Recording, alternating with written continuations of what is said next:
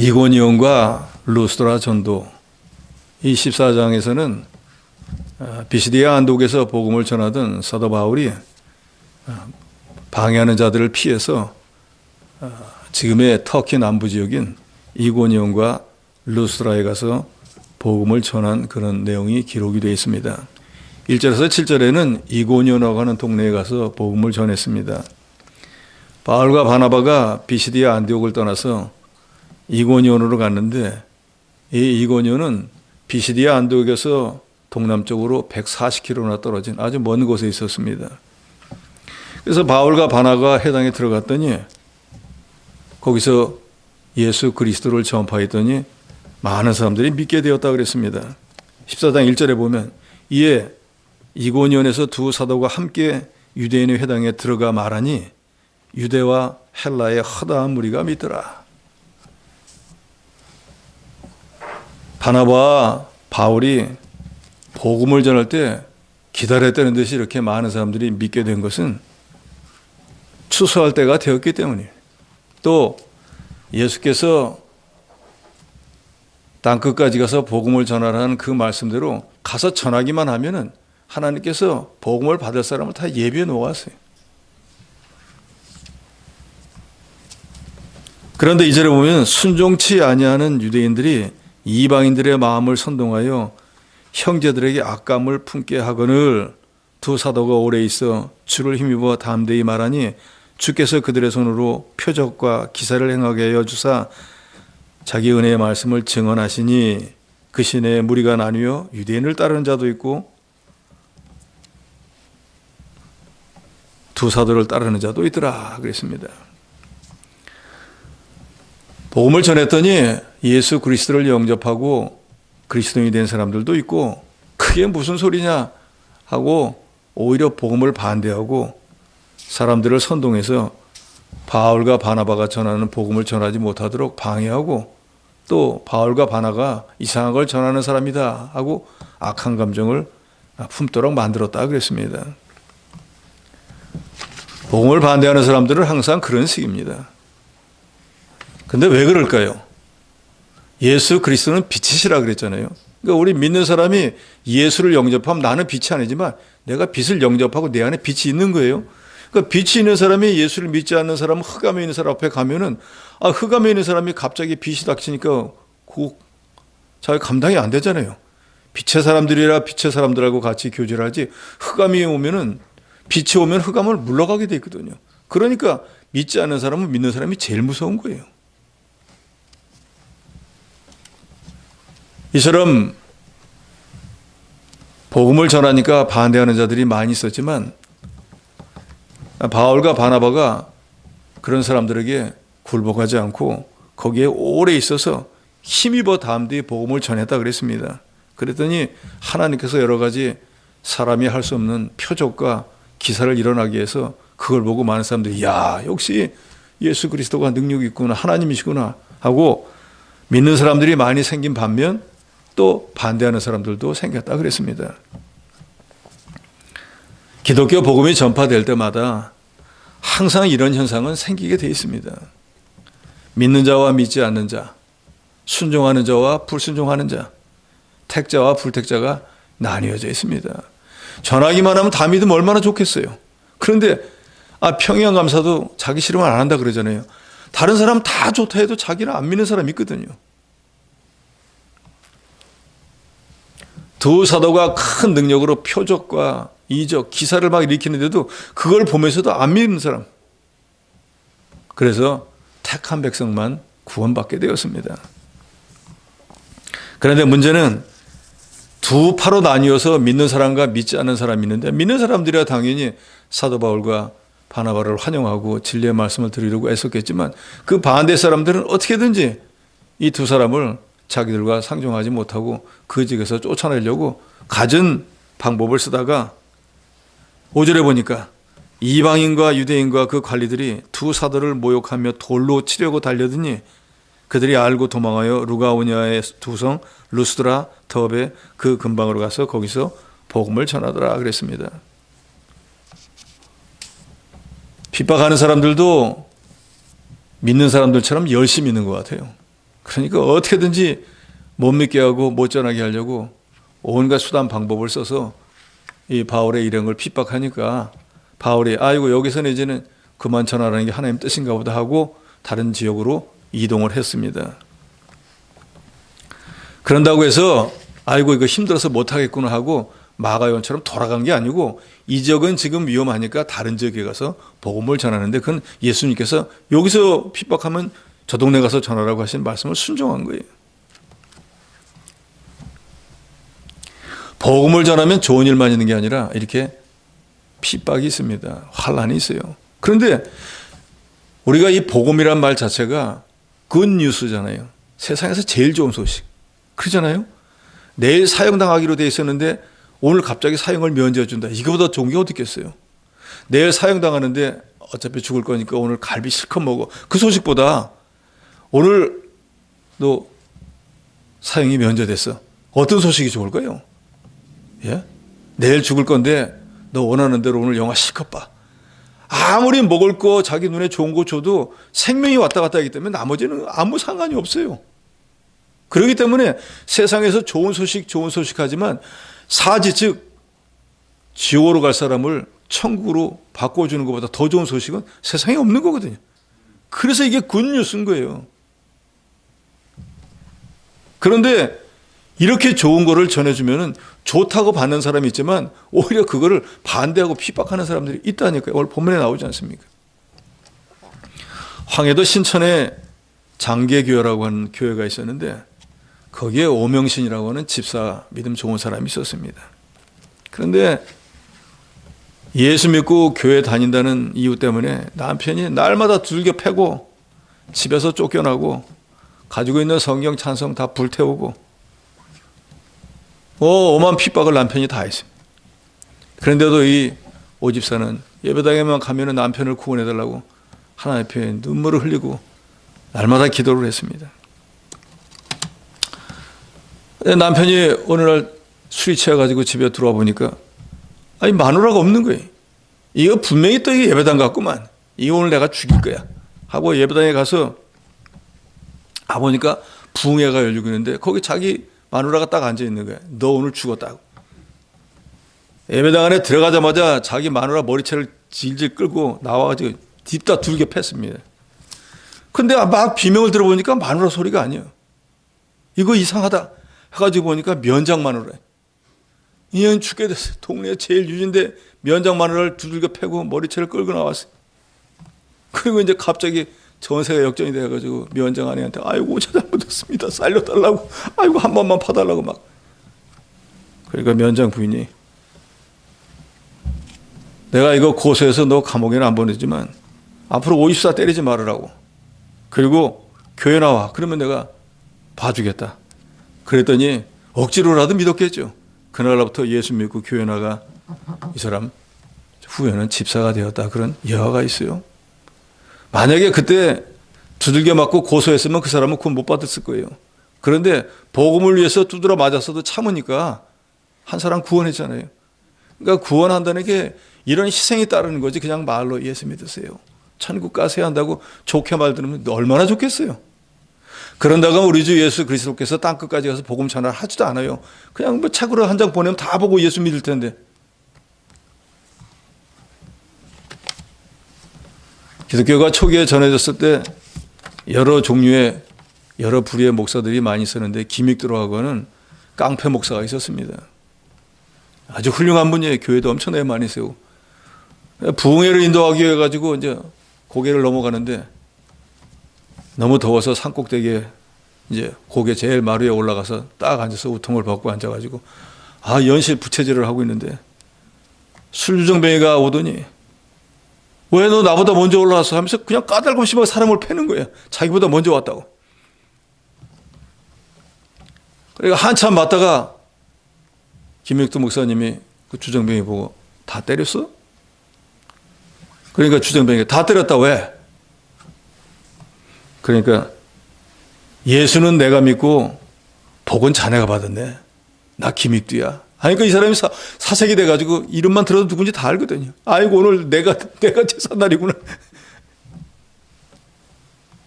내가 예수 믿기 전이면은 너는 오늘 장례식 날이야.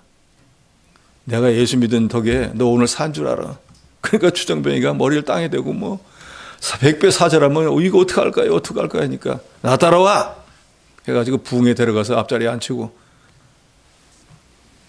나중에 이 사람이 훌륭한 장로가 되었다. 이런 얘기. 이런 예화를 통해서 봐도 복음을 전하면 좋은 일만 있는 게 아니라 진짜로 굿뉴스, 좋은 소식을 전해줬으면 좋은 게 돌아와야 되는데 오히려 매가 돌아오고 필립과 한란이 돌아와요. 사도 바울도 똑같습니다. 에이 그래서 못하겠다. 그래서 저도 신앙생활 해보니까 교회에 그런 분들 많아요. 내가 다른 건 다 해도 전도는 못하겠다. 나가면 사람들의 싫은 소리 듣고. 오래전 일이죠. 제가 성천교에 있을 때 우리 장로님하고 우리 집사람하고 셋이서 저 들어오는 입구에 있는 미장원 앞에서 전도 여러 번 했거든요. 그랬더니 그 아이를 데리고 가는 여자 엄마가 있어가지고 예수 믿으세요 그랬더니 내 얼굴에다 딱 대고선 재수없어. 한마디 해주고 싶은데 그거 할 수도 없고 그러잖아요. 내가 보고 좋은 소식 예수 믿고 구원받으러 갔더니 재수없다 그래. 저런 사람들 길 다니기가 싫어. 어떡하겠어요. 참아야지. 그러니까 예수 이 참 천국 복음을 전하면 좋은 일만 있는 게 아니라 오히려 그렇지 않은 일도 더 많은 거예요. 그러니까 전도하는 거 사람들이 꺼려하는데 그래도 전해야 됩니다. 왜요? 우리가 거저 구원받았잖아요. 사도 바울은 자기가 구원받지 못한 사람인데 구원받은 그리고 구원받았다고 할지라도 사도의 직분을 받을 수 없는 그런 사람에도 불구하고 하나님이 사도로 삼아준 게 너무너무 고맙고 감사해서 죽는 자리 순교할 때까지 한 발자국도 뒤로 물러서지 않고 주를 위해서 복음을 위해서 성도들을 위해서 선한 싸움을 싸우고 달려갈 길을 마치고 믿음을 지킨 사람이 저는 이 사람 존중합니다. 존경합니다. 우리 모든 사람들이 사도 바울이라고 대단한 사람 아니에요. 그런 마음을 먹고 신앙생활을 해야 된다 그 말이에요. 이 사도행전을 통해서 보면 어찌 보면 사도 바울이 어떻게 복음을 전했다는 걸 우리에게 가르쳐 주는 거예요. 왜요? 우리도 그렇게 할 수 있다는 거예요. 8절에서 18절까지는 이제 하도 방해를 하니까 이고니온을 떠나서 루스드라고 하는 더 남쪽 지역으로 내려갑니다. 8절에 루스드라에 발을 쓰지 못하는 한 사람이 앉아 있는데 나면서 걷지 못하게 되어 걸어본 적이 없는 자라. 날 때부터 이 사람 불구자로 태어나가지고 걷지를 못하는 거예요. 그러니까 지금 나이가 얼마 되는지 모르지만 하여튼 수십 년 동안 걷지 못하고 있었습니다. 그런데 9절에 보니까 바울이 말하는 것, 즉 바울이 복음 예수 그리스도를 전하는 것을 듣는데 바울을 주목했다 그랬어요. 왜 주목할까요? 이 학생들이나 우리 성도들 계실 때 잘 안 듣고 딴 데 보고 있으면 주목 좀 하세요. 쳐다보라 그 말 아니에요? 말씀을 좀 귀 좀 들어서 들으라 그 말 아니에요? 그런데 이 사람은 그렇게 얘기하지도 않았는데 바울이 전하는 말을 주목하여서 봤다 그랬어요. 이 사람 지금 무슨 말을 하는가? 전하는 말의 뜻이 뭘까? 이게 무슨 의미일까? 하고 주목해서 봤다는 거예요. 그런데 그런 그 사람을 쳐다볼 때 사도 바울은 성령께서도 깨닫게 했는데 구원받을 만한 믿음이 그에 있는 것을 보았다 그랬어요. 그 사람을 척 보니까 이 사람 믿겠구나. 그게 아니라 성령께서 이 사람은 구원받을 길로 예정되어 있는 사람이다라고 알게 하셨다 그 말이에요. 그래서 이 사람에게 10절에 보니까 큰 소리로 내 발로 바로 일어서라. 남의 발, 남을 의지하는 게 아니고 내 발로 내가 일어서라. 근데 이 사람이 어떤 사람이에요? 나와서부터 걷지를 못한 사람이에요. 그런데 그 사람 보고 내 발로 내가 일어서라. 가당치도 않지 않습니까? 그런데 그 말이 끝나자마자 그 사람이 일어나 걷는지라 그랬어요. 내 발로 내가 일어나 걸어라 하니까 그 사람이 벌떡 일어나는 거예요. 일어날 수 없는 사람이, 수십 년을 못 일어난 사람이.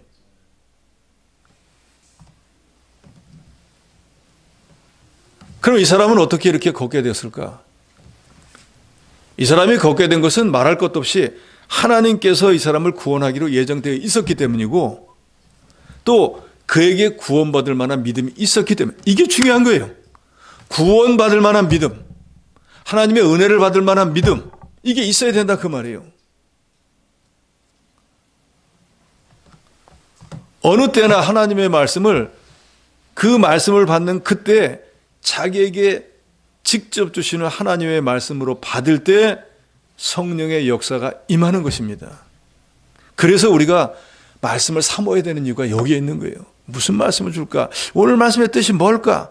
내게 의미하는 건 뭘까? 하고 그 말씀을 자기 안에서 자꾸 상고하고 사모하는 마음으로 들어야지. 그 말씀은 하나님이라 그랬잖아요. 하나님 말씀은 무한한 능력을 가졌다 그랬잖아요. 그런 마음을 가지고 하나님 말씀을 들을 때 그 말씀이 내 심령 안에서 역사, 운동을 하는 거예요. 깨닫게 하기도 하고 회개케 하기도 하고 없는 힘을 갖게도 하고 능력을 갖게도 하는 역사가 심령에서 일어난다 그 말이에요. 근데 그렇게 하려면은 사모하는 마음을 가지고 주목해서 하나님 말씀을 듣고 봐야 된다 그 말입니다. 우리도 그렇잖아요. 무슨 일을 하는데 막 전화 받으면서 뭔 일을 하면 뭘 했는지 안 했는지 헷갈리잖아요.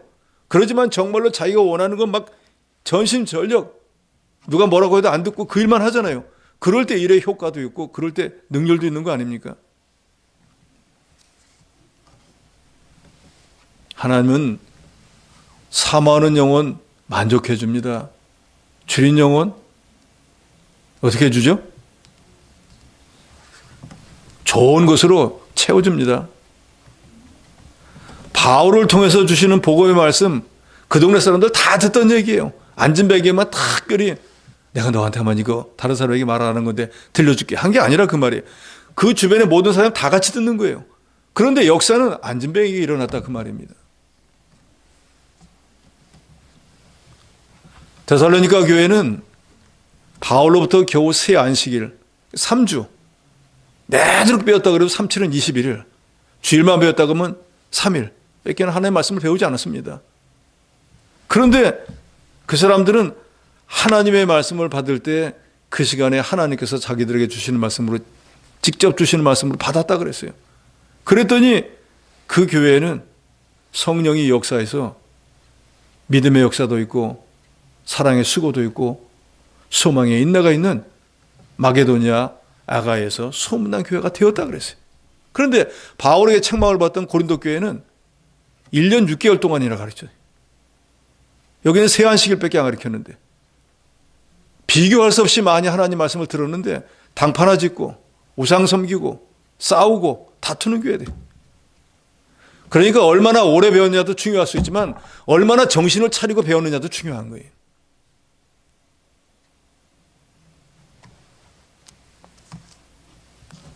하나님의 말씀을 내게 직접 주시는 말씀으로 들을 때 성령의 역사가 임한다는 거 여러분 믿으시기 바랍니다. 1829년에 미국의 잭슨 대통령이 독립기념일을 맞이해서 사형수들에게 특사령을 내렸습니다. 사형을 면제하고 석방하는 특사령을 내렸습니다.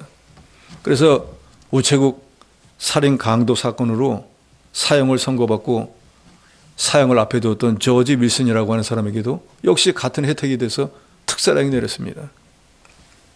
그런데 이 사람은 자기는 거부했습니다. 나 이 특사령 안 받겠습니다. 그러니까 대통령이 특사령을 내렸는데 정작 사형수가 그걸 안 받겠다고 하니까 헷갈려졌단 말이에요. 그래서 대법원 판사인 조지 윌슨에게 이럴 때는 어떻게 되느냐, 법리적으로 어떻게 되느냐 하고 물었습니다. 그랬더니 그 대법관이던 조지 윌슨이 그 사형수가 조지 윌슨이고 대법원 판사였던 주임 판사였던 존 마샬이 판결문에다가 이렇게 썼습니다.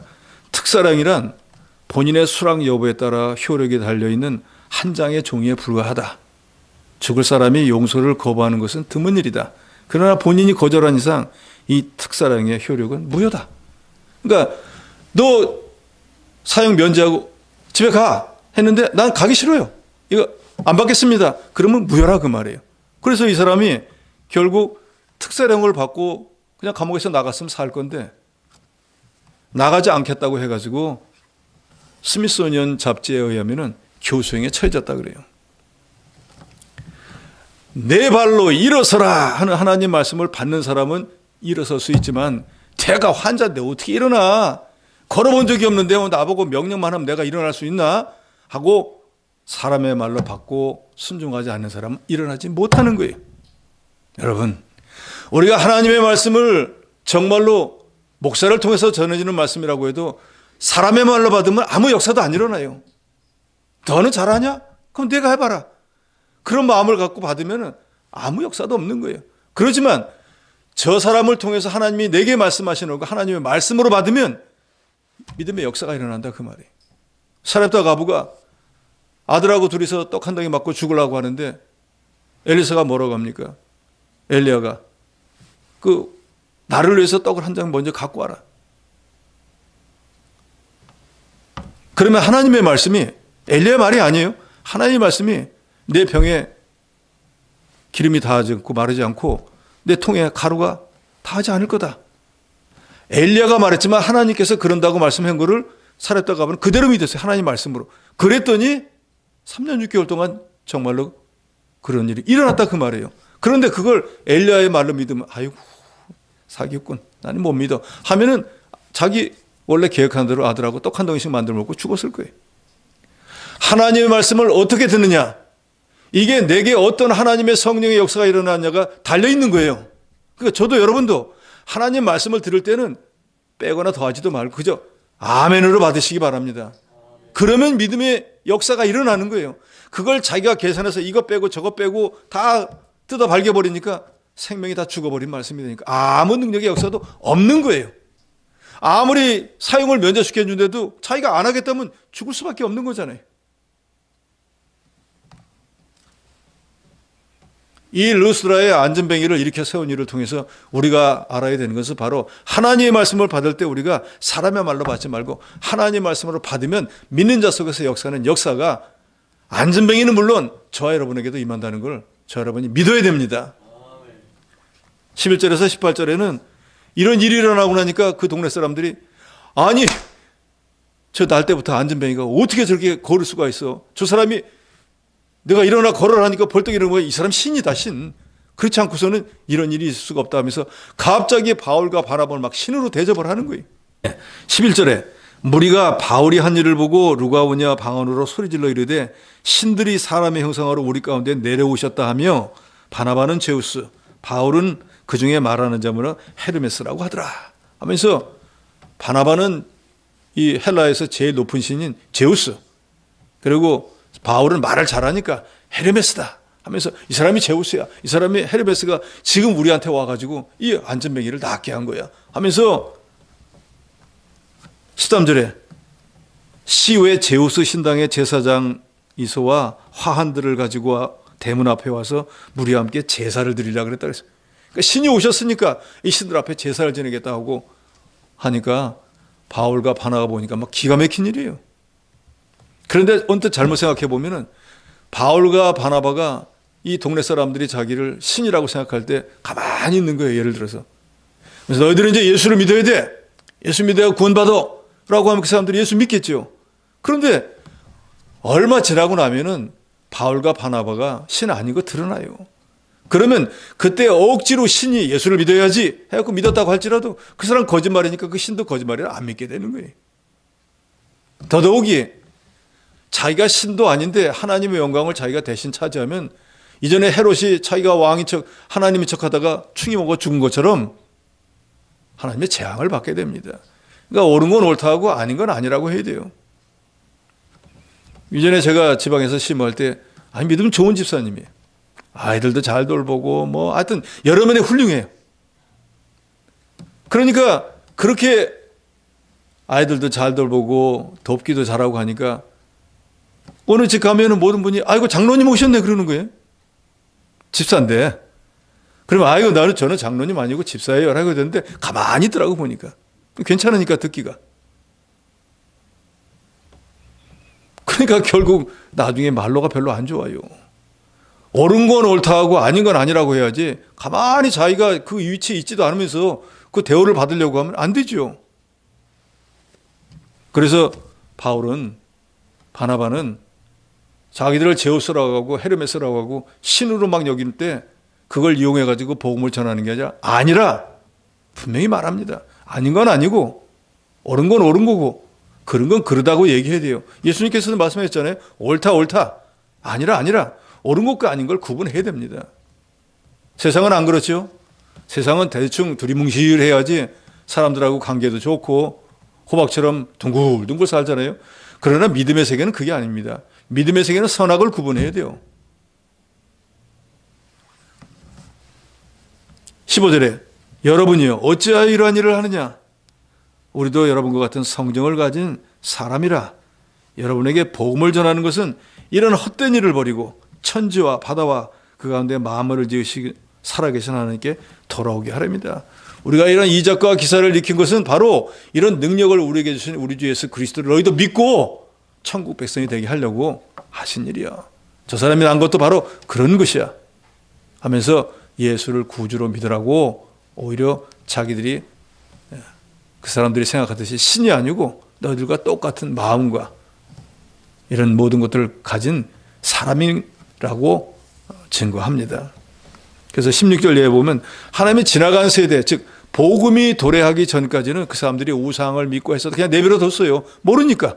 그런데 이제 예수 그리스도가 빛으로 오셔서 복음이 전파되기 시작했을 때 그 복음을 받지 않는 사람들은 하나님께서 복음을 받지 않은 사람은 지옥으로, 복음을 받은 사람은 천국으로 가도록 예정해 놓았어요. 그러니까 너희들이 이제는 이 복음의 말씀 들었은즉 예수 그리스도를 구주로 믿고 구원과 영생 천국 백성이 되라 하고 복음을 전합니다. 복음을 전하는 목적은 이 우상을 섬기는 헛된 일을 버리고 하나님께 돌아와서 예수 그리스도를 믿고 영생을 얻게 하려는 거예요. 즉 사람들을 이 죄에서 건져내어서 하나님을 경외하며 천국 백성이 되게 하려는 것이 복음을 전하는 목적입니다.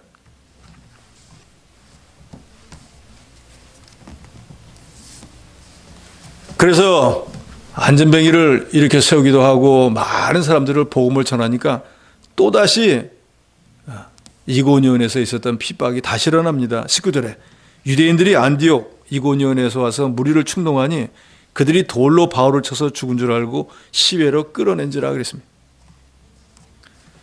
여기 지금 루스드라에서 복음을 전하고 있는데 루스드라는 BCD 안독에서 70km 정도 떨어져 있는데요. 그러니까 엄청나게 멀잖아요. 근데 이 자기들이 있는 데서는 전하지 않고 있으니까 그냥 거기 있으면 될 건데도 굳이 루스드라까지 70km를 내려와 가지고 거기 있는 사람들을 충동질을 해가지고 결국 그 사람들이 이 사람이 우리한테 유익하지 못한 사람이구나 하고 부안해동한 사람들이 돌을 들어가지고 바울을 거반 죽게 만들었습니다. 보니까 쓰러져 있는데 피투성인데 뭐 꼼짝도 안 하니까 죽었나 보다 하고 성박대 갖다 내버렸다 그랬습니다. 이걸 봐도 생명의 복음을 전해도 좋은 일이 아니라 오히려 그렇지 못한 일이 더 많은 것을 우리가 확인을 할 수가 있습니다. 20절에 제자들이 둘러섰을 때 바울이 일어나 그 성에 들어갔다가 이튿날 바나바 함께 더베로 가서 그랬습니다. 그런데 제자들이 이제 바울을 찾아와서 보니까 죽은 거와 마찬가지 방불한 거예요. 이거 큰일 났다. 이거 어떡하지? 하고 있는데 바울이 벌떡 일어나는 거예요. 그러더니 더 놀라운 것은 일어나서 다시 루스드라 성에 들어가서 있다가 바나바와 함께 더베로 가서 또다시 복음을 전했다는 거예요. 돌에 맞아 거반 죽을 뻔했어. 그러면은 얼마나 그 상처가 아프고 걷지도 못하고 힘들 거 아니에요. 그런데 바울은 그 다음날 다시 더베로 가서 또다시 복음을 전했다는 거예요. 돌에 맞았으면 막 얼굴도 다 깨지고 온몸이 상처일 텐데 그런 몸을 가지고 전도한다고 해서 사람들이 그 자기 몸도 관수 못하는 게 와서 뭘 전하나 그럴 거 아니에요. 그런데 사도 바울은 생명이 붙어있는 한 복음을 전해야 된다는 사명감에 쉬지를 않았습니다.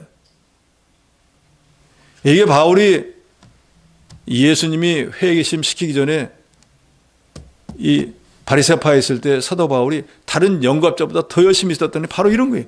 복음을 전해도 이 사람은 다른 사람보다 더 열심으로 전하는 거예요. 매를 맞고 안 맞고의 문제가 아닌 거예요. 그런데 우리가 좋은 환경에서 전도지 들고 전도하는 거 그걸 두려워했어야 되겠습니까?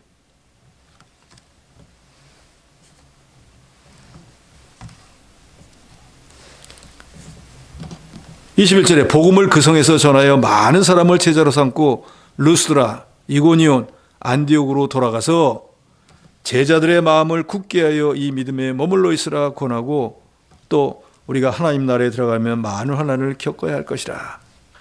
하늘나라에 들어가려면 우리가 많은 환난을 겪어야 됩니다. 우리가 예수를 구주로 믿은 그날로부터 불행 끝, 행복 시작이라고 잘못 생각하는 사람들이 많습니다. 예수를 정말로 제대로 믿기 시작하면 그때부터 없는 환난과 시험이 더 많아지는 거예요.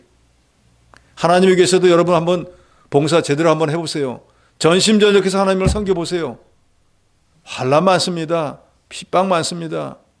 정말로 깨닫고 주의 종이 하나님 보낸 대리자다 해서 깨닫고 잘하려고 하면 목사님한테 알랑거려가지고 뭐 얻으려고 한다고 비판 많습니다. 친근해져가지고 뭐라도 유익 보려고 한다고 하고 남의 마음이 알아주지 못하고 자기는 못하면서 자기는 안 하면서 남이 하는 거는 비방하는 사람 수두룩합니다. 그러니까 얼마간에 일하다가 에이 괜히 사람들하고 이만 갈라지고 저거 하니까 대충 하자 대충 해서 다 물러서는 거예요. 그런데 하나님의 일에는 눈치 보지 마시기 바랍니다.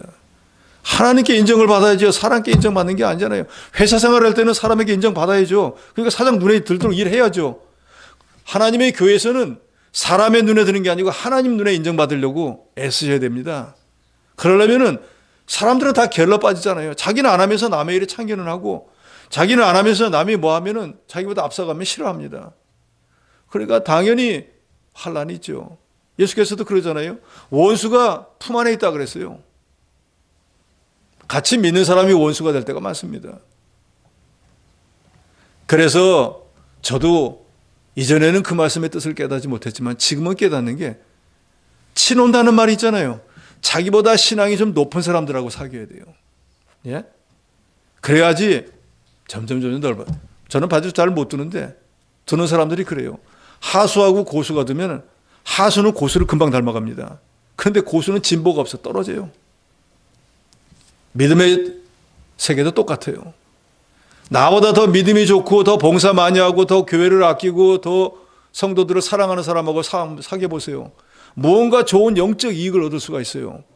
그러면서 영적인 이런 문제에 있어서 서로 경쟁을 해야 돼요. 내가 새끼 밥 먹는데 저 사람보다 떨어지는 게 없는데 배움이 없는데 내가 떨어질 게 없는데 왜 내가 저걸 못 되나? 왜 나는 저 위치에 못 올라가나? 왜 나는 저 일을 못 하나? 하고 그 일에 가려고 그런 위치에 올라가려고 애써야 돼요. 뭐 딴 걸 뭐 직장에서는 그 예를 들어 진급에 떨어지면 그렇게 원통이 여겨가지고 내년에는 어떻게든지 내가 진급을 해야지. 대학에 떨어지고 나면 내가 어떻게든지 내년에는 가지고 재수 삼수를 하면서 왜 하나님의 교회에서 자기 영혼이 다른 사람보다 뒤떨어지고 앞서지를 못하는데 그거는 가만히 있습니까? 우리 믿음의 세계에서는 이게 제일 문제인 거예요. 자녀에게는 뭐 세상에 나가서 뭐 하라고 예? 이것저것을 다 갖춰주면서 신앙생활은 대충 해도 그냥 내빼려두는 부모 그거 바로 된 게 아니에요. 어떤 할머니 집사님은 자기 손주가 너무 귀여우니까 토요일날 저녁에 텔레비 2시, 3시까지 보게 놔두는 거예요. 그럼 그 아이가 아침에 주일학교를 어떻게 가겠어요? 피곤해서 못 가죠. 데리러 가면 아이 스트레스 받은 거 놔두라는 거예요. 아이가 그날 먹어야 될 영혼의 양식을 자기가 빼앗아 버리는 거예요. 그리고 네 영혼은 죽어라 하고 자기는 가서 먹고. 되겠습니까? 반대로 해야죠. 내일은 주일날이니까 일찍 자고 주일학교 가야 된다. 해야지 훌륭한 할머니고 믿음의 할머니지. 아이 스트레스 받는다고 텔레비는 마냥 3시, 4시까지 보라고 하고 정말로 영혼의 양식을 먹으러 갈 시간에는 내버려 두고.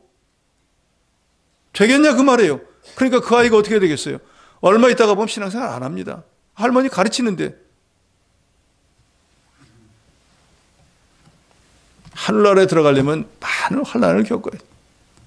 주일날도 사실은 모든 세상 일을 다 내려놓고 성전에 나온다는 게 쉽지가 않습니다. 그러잖아요. 바쁜 일이 있을 수도 있고 뭐 몸이 좀 안 좋을 수도 있고 여러 가지 갑작스러운 여러 가지 일이 있는데 그 모든 걸 내려놓고 온다는 게 그게 쉽지가 않은 일이에요. 그러니까 그렇게라도 하나님 앞에 나오면 하나님이 신령한 은혜를 주시는 거예요.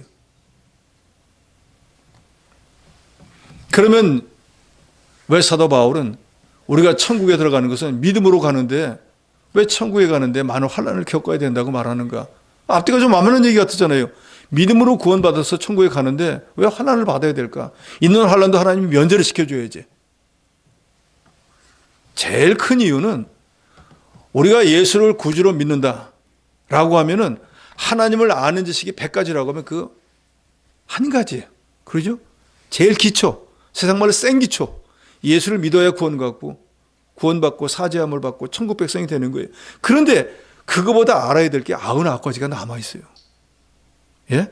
그런데 이 99가지는 그냥 지식으로 알아서 되는 게 아니에요. 믿고 행함이 뒤따라야 된다고요. 그러니까 무지하게 힘들죠. 성령의 9가지 열매, 사랑과 희락과 자비와 양성과 온유와 충성, 뭐 여러 가지 있잖아요.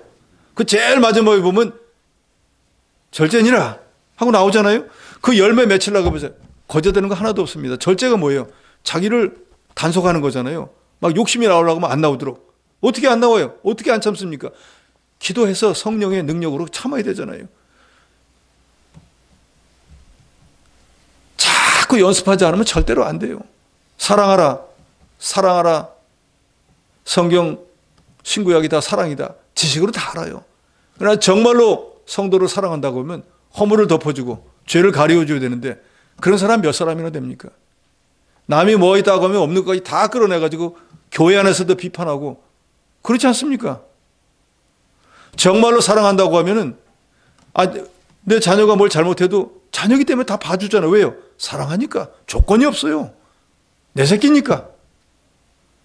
하나님도 저와 여러분을 그런 마음으로 구원해 주신 거예요. 그런다고 하면 우리가 교회 생활하면서 어떤 사람이 내 마음에 안 든다고 해도 나는 그럼 그 사람 마음에 100% 드느냐 그 말이에요. 아니잖아요. 나는 거울을 봐도 내가 마음에 안 들어요. 그런데 어떻게 다른 사람이 내 마음에 들겠어요? 그건 착각도 큰 착각입니다. 그런 사람은 무슨 사람인 줄 아세요? 자기가 하나님인 거예요. 모든 사람은 다 내 말을 들으고 내 생각대로 해야 된다. 그런 사람은 세상에 없잖아요. 나도 다른 사람을 만족 못 시키는데 어떻게 다른 사람이 나를 만족시키겠어요? 그러니까 서로 사랑으로 덮어주고 격려하고 위로하고 세워주는 것뿐이지 뭐가 마음에 들어서 되는 게 아니에요. 주께서 사랑하라 했으니까 사랑하는 거예요. 근데 그게 됩니까? 잘 안 되잖아요. 안 되니까 안 해버린다고요. 그러니까 못 만들어지는 거예요. 그래서 우리에게 환난이 필요한 거예요. 환난은 뭐예요? 다른 말로 연단이거든요. 철광석 아무 짝에도 쓸모없는 거를 불 속에 넣어서 데폈다가 망치로 두들기고 찬물에 집어넣었다가 그걸 계속 반복하면 그 철광석은 얼마나 아프겠어요? 얼마나 뜨겁겠어요? 얼마나 차겠어요? 그러나 그 과정을 다 거치고 나면은 쓸만한 칼이 되기도 하고 창이 되기도 해서 사람에게 유익을 주는 것처럼 우리도 마찬가지예요. 예수 믿은 그것만으로 아니라 그 다음부터 하나님 말씀을 이루어나기 위해서 많은 환난을 연단을 받으면은 쓸만한 사람이 만들어진다 그 말입니다. 그러니까 아무리 신앙생활을 오래 했다고 해도 이 하나님 말씀대로 순종하는 면이 없으면 만들어지는 건 없는 거예요. 오래 믿은 것밖에 없는 거예요. 오래 믿었다고 무슨 의미가 있냐 그 말이에요. 그래서 사도 바울이 너희가 그만큼 믿었으면 그 정도 신앙이 연조가 됐으면 선생이 돼야지. 아직도 신앙의 초보가 뭔지도 몰라가지고 그 어린아이나 먹는 젖먹이나 먹는 젖이나 먹는 사람이 돼서 되겠느냐고 책망한 게 바로 그런 이유예요. 그래서 제가 여러분에게 늘 영혼이 자라나야 된다. 영혼이 만들어져야 된다. 천국 가서 상급 받아야 된다고 하는 건 바로 그 말씀이에요. 상은 누구에게 줍니까? 게으름뱅이에게는 상 안 줍니다. 우등상 받는 사람은요, 다른 사람 잘 때 잠 안 자고 다른 사람 놀 때 안 놀고 열심으로 공부한 사람이 받는 게 우등상이에요. 하늘나라의 상도 똑같습니다. 다른 사람 봉사 안 할 때 나는 봉사하고 다른 사람 기도 안 할 때 나는 기도하고 다른 사람 성경 안 읽을 때 나는 성경 읽고 다른 사람이 성도들을 멸시할 때 나는 사랑하는 행위가 뒷받침이 된 사람들이 환난을 겪으면서 만들어진 사람이라야 하나님 옆에 가면 상을 받게 되는 거죠. 가만히 아무것도 손 뒷짐지고 오랫동안 믿었다고 되어지는 게 아닙니다. 하늘나라는 침노하는 자가 빼앗는다 그랬지. 그냥 뭐 세상 어떤 회사들처럼 오래 묵으면 때가 되면 이것도 주고 저것도 주고 그렇지 않습니다. 또 준다고 해도 감당도 못해요. 죄를 위해서 봉사한 게 없습니다. 수고한 게 없어요. 그런데 갑자기 구역장 하세요. 어떻게 구역장을 합니까? 기도를 할 줄 알아요? 신방하는 법을 압니까? 뭘 어떻게 알아서 구역장을 하겠어요? 줘도 못한다 그 말이에요. 그렇기 때문에 하나님께서 이런저런 방법을 통해 갖고 저와 여러분을 연단해서 만들어 나가시는 거예요. 그리스도의 사람으로. 우리는 그래서 그걸 뭐라 그럽니까? 구원을 이룬다 그러잖아요. 구원은 예수를 그리스도로 믿음으로 이미 받은 거예요. 이룰 필요가 없어요. 근데 여기서 이룬다는 건 구원의 폭과 깊이, 넓이를 깊게 하고 넓게 한다는 거예요. 그러려면 말씀을 많이 깨달아야 되고 깨달은 말씀 자기를 만들어 나가는 환난과 연단을 통과해야지 거저되는 일은 세상에 없습니다. 그래서 믿음으로 구원 얻는 성도에게 환난이 필요한 것이고 경건하게 살고자 하는 자에게는 핍박이 있습니다. 그래서 바울이 자기가 지금 방금 전까지 얼마나 큰 환난을 겪었어요. 바울 외에 같이 갔던 바나바는 그런 고난 안 당했습니다. 앞장서서 복음을 전하고 하나님을 증거했던 예수 그리스도 증거했던 사도 바울만 돌에 맞아 거반 죽다가 살아났어요. 그리고 장로와 모든 사람들을 모아놓고 얘기합니다. 뭐라고 얘기하죠? 마음을 굳게 하여 이 믿음에 머물러 있으라. 예수 그리스도 구주를 믿는 믿음에 머물러서 자기 신앙을 지키고 너희가 하나님 나라에 들어가려면 나처럼 많은 환난을 겪어야 되는 것이니까 이 환난이 들어와서 절대로 뒤로 물러서는 어리석은 자가 되지 말라는 거예요.